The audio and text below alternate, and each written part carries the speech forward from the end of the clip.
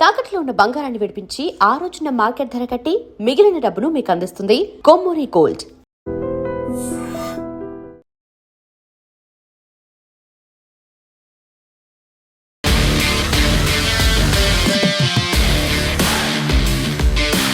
నమస్తే, welcome to I dream weekend update with Kavitha. మనతో పాటుగా ఉన్నారు foundation for democratic reforms founder doctor Jayaprakash Narayan గారు. హలో సార్, నమస్తే. నమస్తే కవిత. సో భారతదేశానికి సంబంధించి జనాభా విషయంలో అసదుద్దీన్ ఓవైసీకి అలాగే బీజేపీ లీడర్ నవనీత్ రాణాకి మధ్యలో ఒక ఆసక్తికర చర్చ సార్.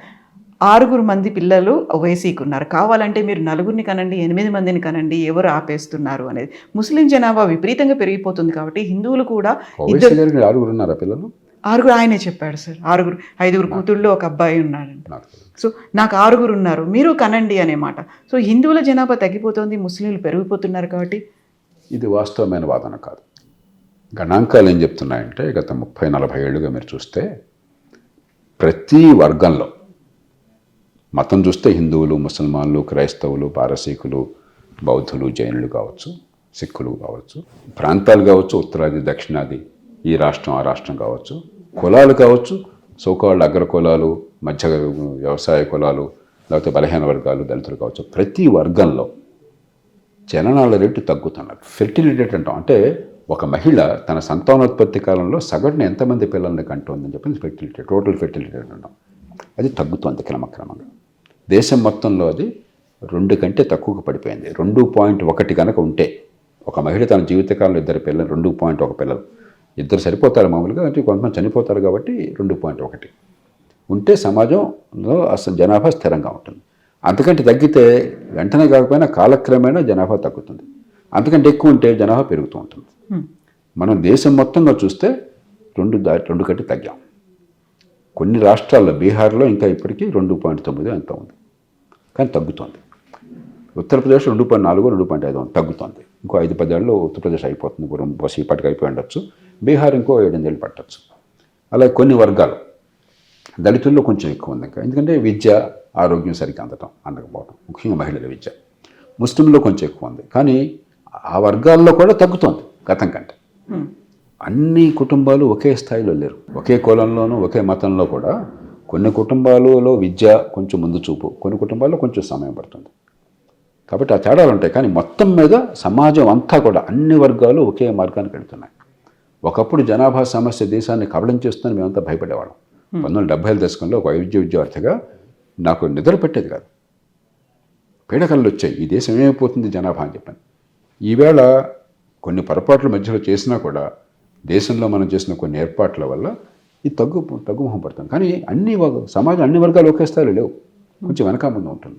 అంచేత కొంతమంది ఏమైనా భయపడుతున్నారంటే, ముస్లింలు 8 మంది పిల్లల్ని కంటున్నారు, ఒక్కొక్క 4 మహిళలను పెళ్లి చేసుకుంటున్నారు, వాళ్ళు ఇంతమంది పిల్లల్ని కడితే వాళ్ళ జనాభా పెరిగిపోయి ముస్లింల జనాభా మెజారిటీ అవుతుంది. ఇవన్నీ అవాస్తవాలు. నిజమే, ముస్లిం పర్సనల్ లాలో బహుభార్యాత్వం ఉన్నమాట వాస్తవమే. దానికి చట్టాన్ని ట్రిపుల్ తలాక్ తీసేశారు. మరి బహుభార్యాత్వం నాకు ఏమవుతుందో తెలియదు. రేపొద్దున యూనిఫామ్ సివిల్ కోడ్ అంటున్నారు 2 విషయాల్లో. కానీ అవి లేకున్నా కూడా ఒక మగవాడు ముస్లిం 4 ఆడవాళ్ళని పెళ్లి చేసే అవకాశం లేదు. మగవాళ్ళు ఎంతమంది ఉంటారు, ఆడవాళ్ళు ఎంతమంది ఉంటారు. ఇది ఊరికే మన ఊహాజనితమైనటువంటి సమస్య. కాబట్టి ముస్లింలు భయంకరంగా పెరిగిపోతున్న ఆధారాలు లేవు. నిందాక చెప్పినట్టుగా జనాల రేటు కొంచెం మిగతా వాళ్ళకంటే కొంచెం ఎక్కువ ఉంది, కానీ తగ్గుముఖం పడుతుంది, కాస్త వెనక ముందు అంతే. ఈ అపోహల వల్ల వచ్చిన సమస్యలు ఇవన్నీ కూడా. నేను నిశ్చయంగా చెప్తున్నాను, ముస్లిం జనాభా ఈవేళ 15% ఎంత ఉంది, స్వతంత్ర రోజుల్లో 11% ఉంది, 4% పెరిగిన. కానీ మిగతా జనాభాతో పోలిస్తే ముస్లిం జనాభా కొంచెం ఎక్కువ పెరిగింది అన్నమాట వాస్తవం. ఆ 15-16 ఆగిపోతుంది, ఇక ఎంతకంటే పెరగదు. ఎట్టి పరిస్థితుల్లో 20 కడదు, 100 ఏళ్ళు గడిచినా కూడా. కాబట్టి లేని సమస్యలు మనం సృష్టించుకొని అపోహలకు గురైపోయి ఈ దేశంలో హిందువు ఇన్ని వేల సంవత్సరాలుగా ఉన్న దేశంలో ముస్లింలు వచ్చేసి ఎక్కడి నుంచో వచ్చినటువంటి మతస్థులు వచ్చేసి మరి వాళ్ళు పెరిగిపోయినట్టయితే, ఇస్లామిక్ సమాజం వస్తే, ఇతరుల స్వేచ్ఛలు రద్దు చేస్తే, ఒక షరియా తీసుకొస్తే ఏమవుతున్న భయం కొందరు వ్యక్తపరుస్తున్నారు. ఆ భయానికి ఆస్కారము లేదు. ఎందుకు సార్? అంటే వాళ్ళు అవేర్నెస్ వచ్చిందా, అలాంటి చట్టాలు వచ్చాయా? చట్టం కాదు, మనకి కాస్త చదువు, కాస్త ఆదాయం పెరిగాక పిల్లలు అదే పని కళను కోరుకోవట్లేదు. అసలు చాలామంది యువత పెళ్ళొద్దు అనుకుంటున్నారు. పిల్లలు వద్దనుకుంటున్నారు పెళ్ళి ఉంటే, పిల్లల భారం అనుకుంటున్నారు మంచికో చెడుకో. మనం వాళ్ళని పిల్లల్ని కనండయాన్ని పొద్దున పోసే 30 ఇప్పుడు కాదు 34 చాలా దేశాల్లో ఆ పరిస్థితి వచ్చింది. కాబట్టి కాలానుగుణంగా ఆధునికీకరణలో భాగంగా పట్టణీకరణలో భాగంగా పిల్లల్ని ఎక్కువ కంటం అనేది తగ్గిపోయింది. పెళ్ళి తొందరగా చేసుకోవడం తగ్గిపోయింది. పూర్వం 18 ఏళ్ళు వస్తే బాబాయ్ ఆ అమ్మాయి ఏమైపోతున్నా ఇప్పుడు అనుకోవట్లేదు. అమ్మాయికి చదువు సంధ్య అవసరం అనుకోలే పూర్వం. ఇప్పుడు అమ్మాయి అబ్బాయి తేడా లేకుండా మంచి విద్య, మంచి వృత్తి, మంచి వ్యాసంగం, మంచి వ్యాపారం, ఇది హక్కుగా భావిస్తున్నాం మనం. దీంతో సహజంగానే వివాహంలో కానీ లేకపోతే పిల్లల కంటంలో కానీ మార్పులు వచ్చినాయి. అంచేత మనం ఏదో ఒక వర్గంలో జనాభా పెరిగిపోయి భారతదేశం మొత్తాన్ని ఆక్రమించేస్తారనే అపోహకు ఆస్కారం లేదు.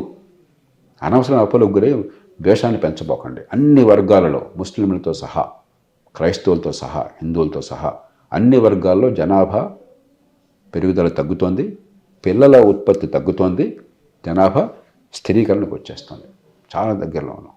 డెమోగ్రఫీస్ చేంజెస్ అనేవి చాలా వచ్చాయని అస్సాంలో ఆల్మోస్ట్ ఉన్నటువంటి 33 జిల్లాల్లో 15 జిల్లాల్లో 50-60% కంటే ఎక్కువ ముస్లింలే ఉన్నారు. అక్కడ చేంజ్లు వస్తున్నాయి అనేది ప్రభుత్వం చెప్తోంది, లెక్కలు కూడా అవే కనిపిస్తుంది. అది కాంతిశూకుల వల్ల బంగ్లాదేశ్కి సరిహద్దున ఒక పక్కన తూర్పున అస్సాం ఉన్నది, పశ్చిమాన అస్సాం కానీ త్రిపుర కానీ ఉన్నాయి, పశ్చిమాన బంగ్లాదేశ్ ఉన్నది, బెంగాల్ ఉన్నది.